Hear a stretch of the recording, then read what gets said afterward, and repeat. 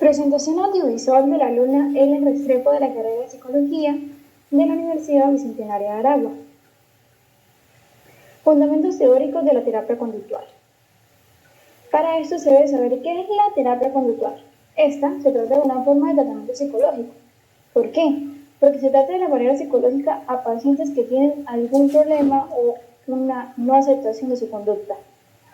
¿De qué deriva? Esta es de investigaciones de laboratorio. Esto se da ¿por qué? Porque se da a base de experimentos de diversos autores, en que se basa en los principios de conductivismo. Como es la terapia conductual, se basa en la conducta del ser humano. Su objetivo es de reforzar las conductas deseables y eliminar las no deseables o desadaptadas. ¿Qué quiere decir esto? De que se busca poder modificar o adaptar una conducta o eliminarla de un individuo, que esta sería el ser humano o un paciente que asiste a consulta. ¿Dónde nace? Se puede decir que principalmente nace con disnea. ¿Por qué razón? Ese creó un tratamiento para los alcohólicos. ¿De qué se trataba o cuál fue ese tratamiento? Este era de incluir una araña en los vasos que bebían los alcohólicos, dando así un condicionamiento aversivo. En el que, ¿por qué es aversivo? Este se da por un estímulo que tiene la propiedad de ser desagradable. ¿Cómo se explica ese tratamiento? Al ver la araña en el vaso, los alcohólicos no desearían beber. A través de esto, o más allá, más de décadas adelante, se puede decir que existían desde el siglo XX unas clasificaciones. Estas eran 4. La gente normal, que no poseía ningún trastorno o ninguna conducta no deseable. La gente insana o loca, que tenía una conducta desagradable, por ejemplo, se podría dar una persona con ansiedad o tal vez esquizofrenia. Criminales. Se le debía de que a raíz de los criminales se adaptaban a conductas que los llevaban a eso. Y gente enferma. Bases teóricas. Estas se pueden identificar desde los fundamentos teóricos conductuales que sirven de base para la teoría cognitivo-conductual, que fueron la reflexionología y las leyes de condicionamiento clásico, el condicionamismo de Thorndike, el condicionamismo de Watson, Hull, Gonchir, Montier y Tolman, y la contribución de Skinner en el análisis experimental de la conducta. Estos grandes autores dan avance a las bases teóricas.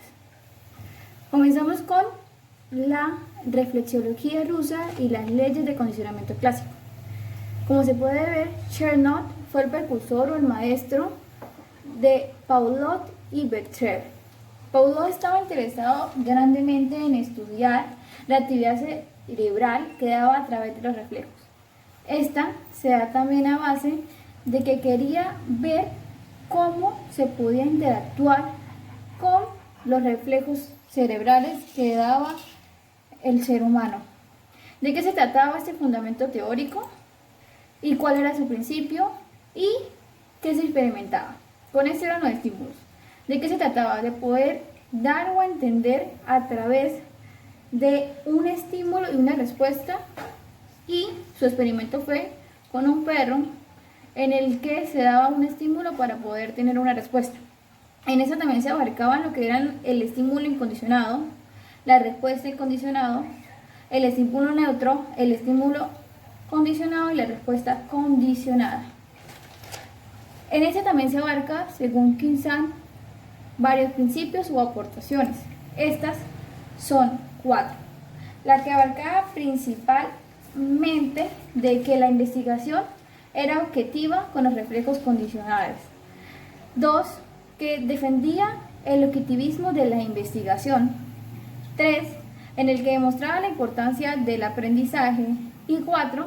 Que daba proporcional a un modelo metodológico de la investigación. Como tenía sus principales aportaciones, también podía darse que tenía limitaciones. Esas se pueden decir que son 3. En el que ignoraba otras respuestas, aparte de la estabilización del perro, en el que no explicaba otros objetivos o otras conductas como era la habitación o los resultados de castigo, y que tenía aspectos o técnicas del condicionamiento clásico que eran más complejas. También se puede indicar de que las investigaciones de la reflexiología no tenían un gran interés terapéutico, pero sus precursores fue de la teoría de la conducta. El conexionismo de Thorndike. Este fue uno de los más influyentes durante 3 décadas del siglo XX. No era gran aportador o no apoyaba tanto a la conductista pavloviana. Skinner fue su discípulo. En este se da el condicionamiento instrumental, donde él utiliza métodos objetivos y rechaza todo estudio del proceso mental y la adquisición de respuestas mediante los estímulos. Él es considerado el precursor de la educación moderna, en el que se da el aprendizaje activo. Por otro lado está el conductivismo de Watson, quien fue el que comenzó el conductivismo. ¿Cómo es y qué era, según él, el conductivismo? Este debía ser objetivo y seguir diversos principios. Entre ellos estaban el que se tenía que dar una conducta manifiesta, de rechazo de la conciencia y el alma. Una metodología experimental, en el que cada teoría fuera experimentada. 3. Tenía que tener una ruptura con las corrientes anteriores. Y 4, donde explicaba los términos de estímulo y respuesta del sistema nervioso. Watson propuso una estrategia, 7 estrategias con el experimento del pequeño Albert, donde se trataba de dar una gran resolución. En esto también entra la respuesta de Mary Cover-Jones, en el que encontró que las más eficientes eran la asociación del miedo con el estímulo que evolucionaría una respuesta agradable.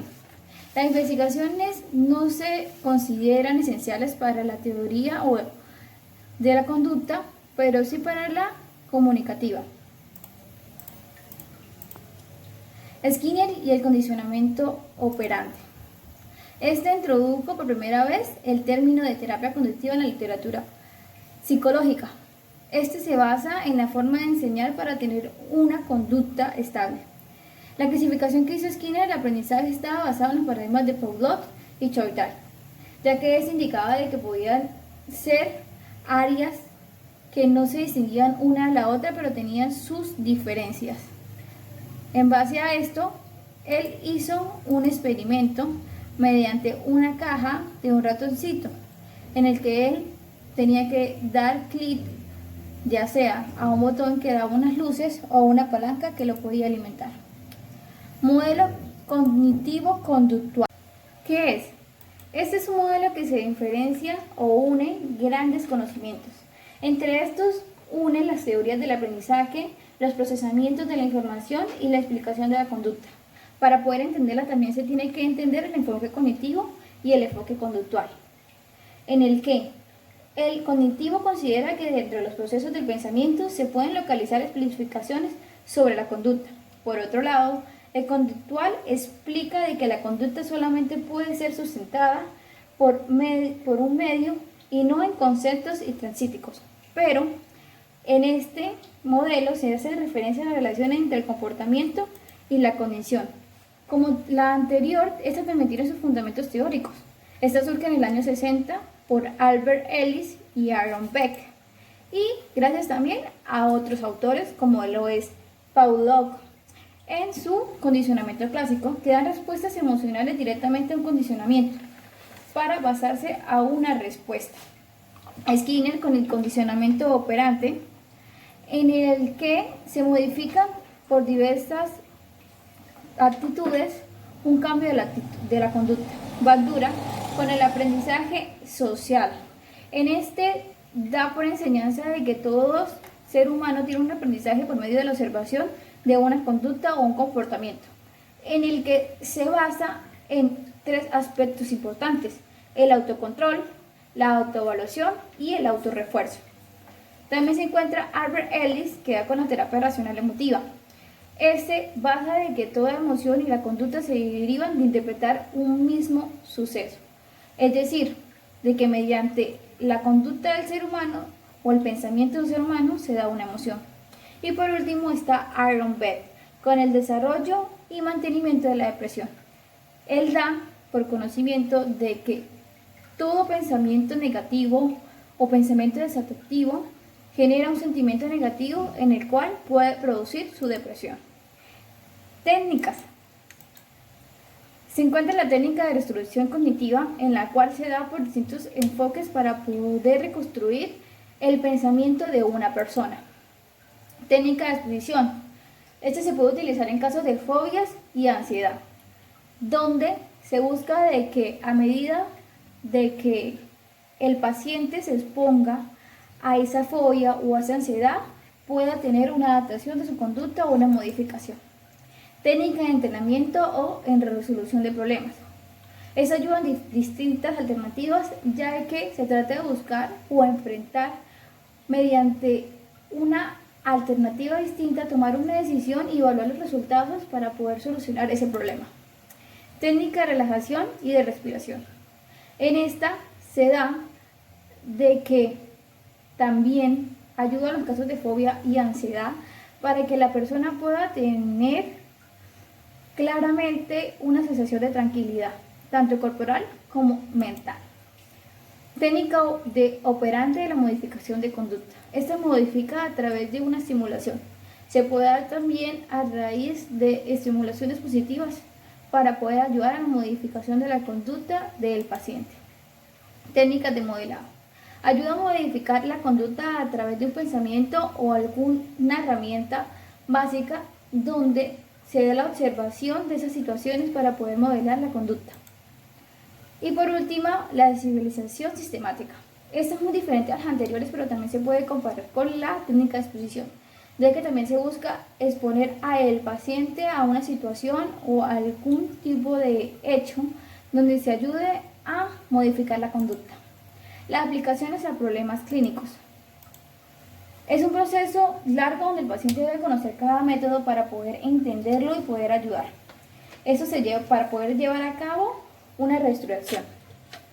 En esta entran distintas frecuencias o situaciones frecuentes. La primera es la respuesta de ansiedad. Esta se puede considerar de que sea un estado general del paciente, en el cual él puede cambiar de un momento a otro y también dar la conducta de no querer estar y no dar una respuesta al cambio. La civilización sistemática entra en base a esta técnica, donde ayuda por estímulos básicos a dar un análisis desde esta situación. La respuesta de depresión, esta no es tan estudiada ni tan investigada como el punto anterior, pero se puede indicar, según la observación, de que la conducta no es tan directamente relevante a consecuencias del reforzamiento. En esa también se pueden dar conducta disfuncional. Esa terapia ayuda a identificar situaciones. También están los problemas sexuales. Este utiliza diversas técnicas donde se busca modificar o cambiar y dar soluciones a estos problemas, donde el terapista directamente puede tener un esquema a seguir para poder solucionar. Grandes problemas pueden ser ayudados o derivados para estas técnicas. También se encuentra la enuresis, que esta no es tan compleja y es un problema que se puede dar con mayor frecuencia, y es por eso que los terapistas lo dan como algo muy simple o simplista. Por último tenemos la obesidad y drogadicción. En esta se puede indicar de que a través de diversas conductas pueden desembocar una baja autoestima y su tratamiento puede ser variado. Esta baja autoestima u otros factores se pueden dar por el exceso de comida o introducir varias drogas. Las 3 generaciones de la terapia conductual. Tuvo un desarrollo como movimiento social y científico. Se fundamenta en la investigación psicológica y en esto se da la primera generación. En este, según Cadence, 1978, el estudio es el desarrollo histórico de la terapia conductual, sus inicios y su asentamiento en el campo de la ciencia de la salud. En esto da que esta primera generación se da a raíz para poder desahogar en cambios de la ciencia y de la salud. También, según Cancer, 1982, indica que elaboró también redes sociológicas y científicas de historias del origen de la TEDC. Estas técnicas resultaron especialmente aprobadas por los clínicos relacionados al miedo, a la ansiedad y las obsesiones, ya que ayudaban directamente a los pacientes a poder dar una modificación a su conducta. Esto tiene distintos métodos. El primer método es el método de confrontación, en el que se basa en poder confrontar la conducta que se tiene. El método operante. El método operante, donde fue desarrollado o dado por Tudor y Skinner. Estos desembocan varios métodos. El método para el montaje o incremento de la conducta. Este se da para un reforzamiento positivo de la conducta, para poder reforzar esa conducta o incrementarla positivamente. Método para la reducción y deshabilitación de la conducta. Es de gran aplicación para poder dar la reducción del exceso de una conducta. ¿Qué quiere decir eso? Por ejemplo, la conducta excesiva de alimentación, donde el paciente tiene un excesivo consumo de alimentos para poder tratar de modificar esa conducta. El método para el manejo de contingencia. Este se da como introducción o retrato de estímulos positivos o adversos. Positivos son todos aquellos estímulos donde se trata de reforzar de manera positiva al paciente, y adversos, como ya se puede identificar, es la aversión o el gran rechazo a ese tipo de estímulo. También está el método para la estabilización de la conducta. Ese es de gran funcionamiento en el reforzamiento de la conducta, ya que se trata de estabilizar una conducta posiblemente adecuada o inadecuada.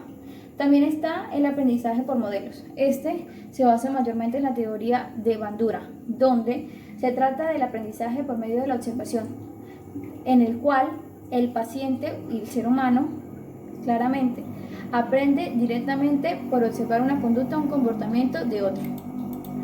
La segunda generación. Esta se sitúa en parte en el año 1960, donde se da inicio a la terapia cognitivo-conductual. Estas terapias comenzaron con gran prestigio por su gran utilidad y su gran función en los métodos. Es por ello que se desarrollaron diversos métodos. El primer método es el método encubierto. Encubierto es donde es la unión que no se puede separar, donde da como un proceso interminable que es el naciente de varias técnicas o terapias. La primera terapia es la terapia racional emotiva de Ellis. Esta es donde viene del pensamiento racional o irracional del ser humano, donde abarca sus emociones, es decir, él postula de que se debe aceptar el pensamiento racional tal y como es, de que como se piensa, da ese sentimiento. También se encuentra la terapia cognitiva de Beta. Su autor se basa en que la terapia es el conocimiento y que ésta influye de manera directa en sus conductas, tanto en mantener o dirigir su personalidad. También se encuentra el método de autoinstrucción, donde ese estaba basado para niños, en el que se ayudaba a que un aprendizaje se diera por medio de un entrenamiento. Es decir, o un ejemplo de ello, es algunos niños que tienen mucha energía, que no logran concentrarse, por medio de un entrenamiento básico y clásico se puede dar un aprendizaje. Terapias de habilidad de enfrentamiento. En este se da para modificar los trastornos o de conductas indeseables. El de solución de problemas, donde se apoya en Skinner, en la teoría de Skinner, donde se da cuenta de que no hay una respuesta inmediata. Por ello, se busca una solución a ese problema en diversas soluciones. El autocontrol. Se busca, según Caffett, que es su autor, que está dividida en 3 estadios y que tiene como métodos la autoobservación, el autorrefuerzo y el autocastigo para poder tener un autocontrol. Por último se encuentra la tercera generación. En esta se abarca una serie de terapias que empezaron a ser notables al principio de 1990, pero no es hasta el 2002 que se da un desarrollo como tal. Esta abarca o desemboca distintas terapias. La primera terapia es la terapia de esquemas, donde se basan los recuerdos, emociones y las sensaciones del mismo. La terapia de aceptación, donde se busca tener una aceptación personal para que den resultados. La psicoterapia analítica funcional. Esta se puede identificar con la aplicación de análisis para poder entender esas conductas y dar un resultado o un diagnóstico estable. Terapia cognitiva interpersonal. Tal como lo indica, es la que busca poder entender o dar una opción a un cambio. Como conclusiones finales se debe indicar de que gracias a los diversos autores se puede tener la conductual y la terapia cognitiva conductual, donde da una ayuda directa y básica porque se enfoca en el presente. Gracias a ellos y a diversos autores también se pudieron ver las tres generaciones que han abarcado y sus distintas aplicaciones.